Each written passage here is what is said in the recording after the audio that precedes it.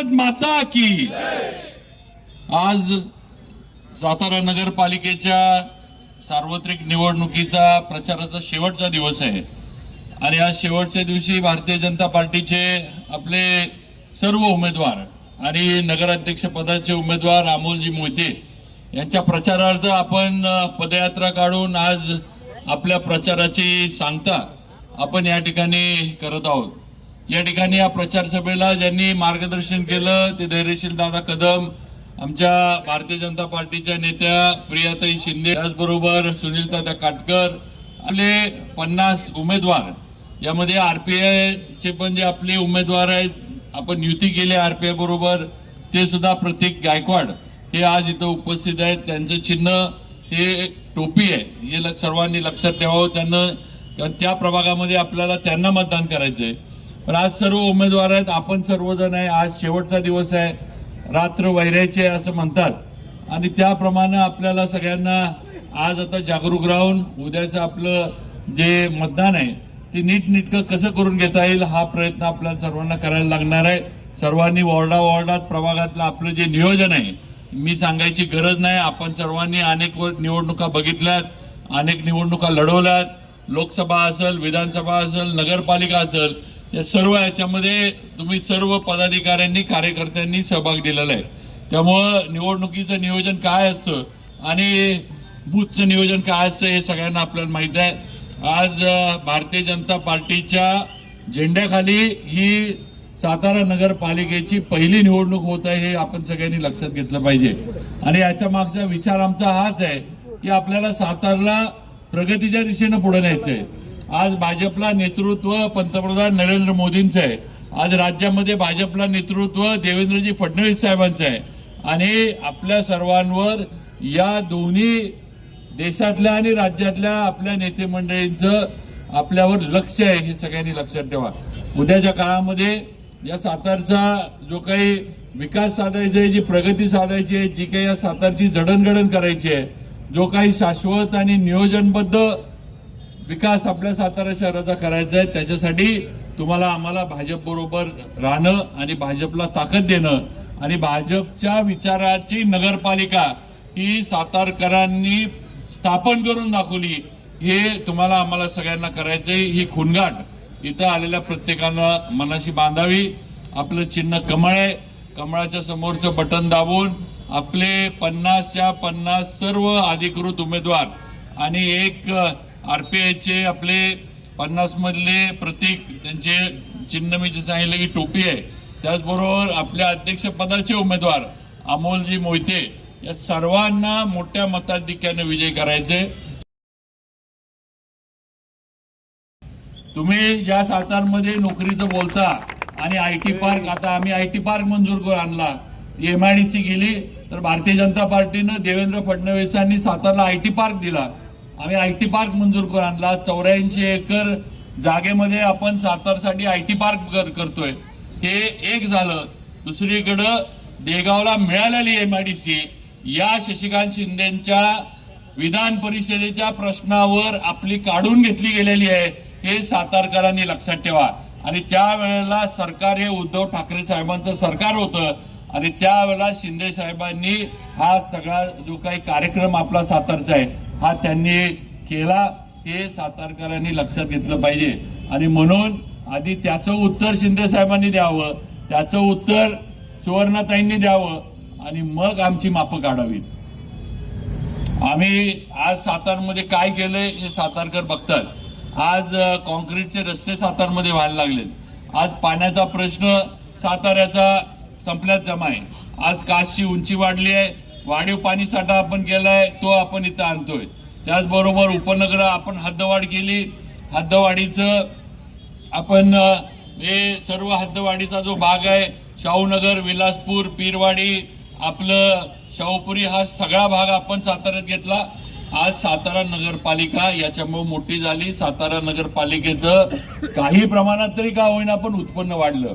मी त्या दिवशी सर्व अध्यक्षपदाच्या उमेदवारांना बोलवलेला मी कार्यक्रम बघत होतो आणि मला खरं म्हणजे गंमत वाटली।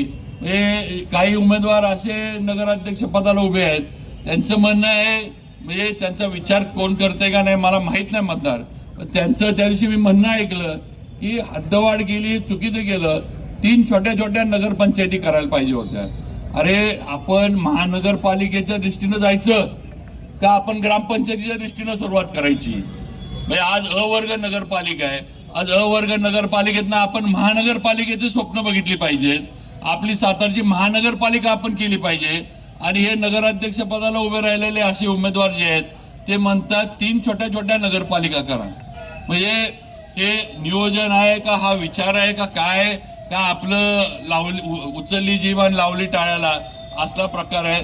तेव्हा अशा उमेदवारांच्या बाबतीमध्ये आपण सगळ्यांचंच असं आहे, कुणाचंही सातारबद्दल भारतीय जनता पार्टी सोडलं तर शाश्वत कार्यक्रम कुणाकडेही नाही.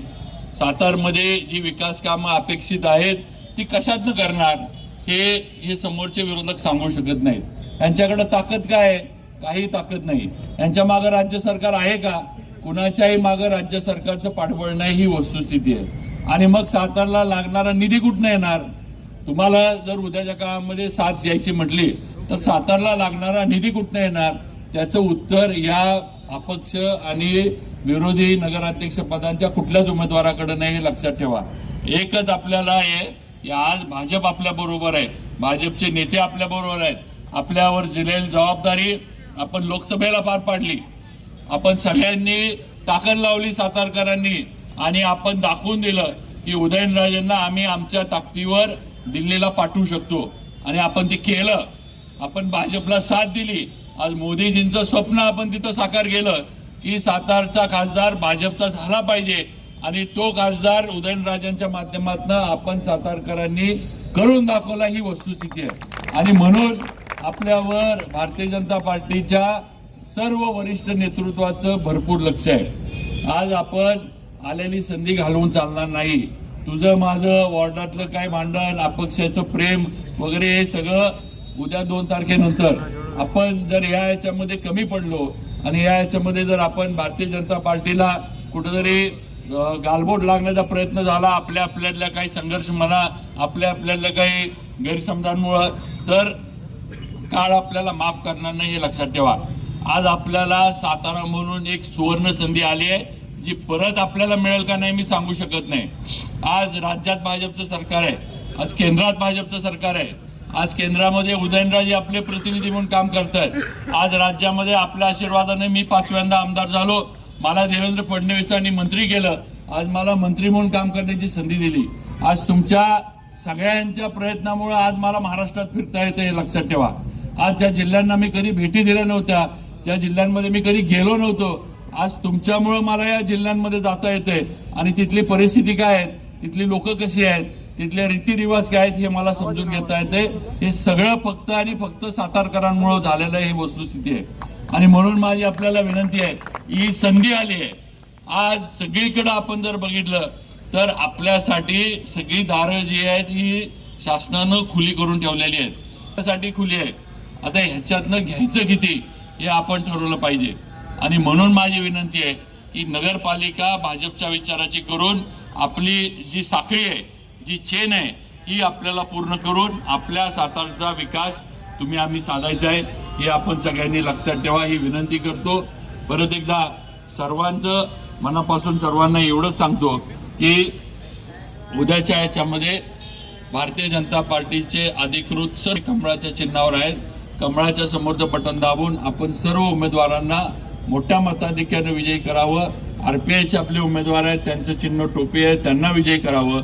आणि नगराध्यक्ष पदाचे उमेदवार अमोलजी मोहिते यांना मोठ्या मताधिक्यानं विजयी करावं, ही अगदी नम्रपणे आपल्या सर्वांना सातारकर मतदार बंधू भगिनींना विनंती करू इच्छितो. आणि परत एकदा सगळ्यांनी आता प्रभागातलं आपलं नियोजन जे आहे त्याच्याकडे लक्ष ठेवावं. कोण काय करतंय, कोण काय हे देतंय, रात्रीच्या काय चुकीचे उद्योग कोण करतंय का, या सगळ्याकडे लक्ष ठेवा. हे असले प्रकार होणार नाहीत, आणि करत असले तर त्याला जसं तसं उत्तर द्या, एवढं लक्षात ठेवा. आम्ही तुमच्याबरोबर आहे, काळजी करू नका. आपल्या इथं चुकीचा प्रकार जर कोण करत असलं तर बघायचं नाही, काय असेल ते तिथल्या तिथं तोडा पाडायचा, आम्ही नंतर बघतो काय करायचं. अगदी स्पष्ट सांगतोय. निवडणूक ही निवडणुकीच्या पद्धतीनं उद्या लोकांना तुमचे विचार पटवून द्या.